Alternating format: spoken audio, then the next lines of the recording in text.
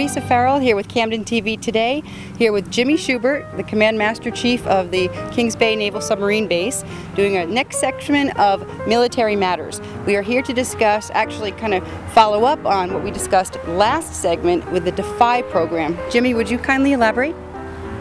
Hey, thanks, Kelly. I brought two of my favorite friends with me. I got Brandon Williams to my right, and I got Courtney Rodgers to my left. And both of them went through the DEFY program. And DEFY means Drug Education for Youth. Is that right?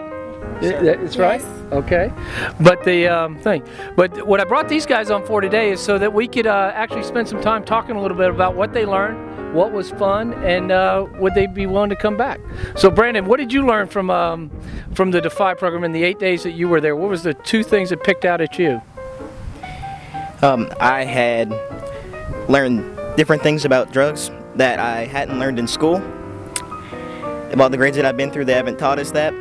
The things that we learned in DEFY, I haven't seen some of the places that we've been to. So it's nice to. We went to the wet trainer down in Mayport, and that was fun. It was a simulation of a sinking ship. You had to plug up the holes, so that was fun. So you had to kind of learn how to work as a team and formulate a team and become proficient at trying to clog the holes up to make sure that we could stop all the water from coming in, and working with one another, with the other DEFY students to get there, right? And that did you learn any of that while you were there? Yes, sir. Yeah. So what are some of the things that you learned, Courtney? I've learned that some of the drugs, some new drugs, what their nicknames are, and I've learned how to say no more confident, and I've enjoyed this, and I wouldn't mind coming back next year. And this is a program designed, it's an 8-day program, Teresa, that causes us to, started on a Wednesday and it ended on a Friday.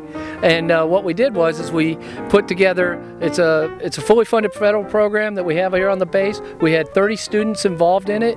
We met with all the families beforehand so the moms and dads knew what they were going to be going through. We had different events signed up, but they were all team building, confidence building, learning how to deal with people on a one-to-one basis. They learned about many things, such as how to say no. It wasn't no. It didn't cover their mouth. They weren't, when it comes to talking about drugs. And at the end of it, they put a skit together and to figure out, to show us exactly to walk us through each of the days. And they had a piece of each of day in their skit, which I thought was kind of cool.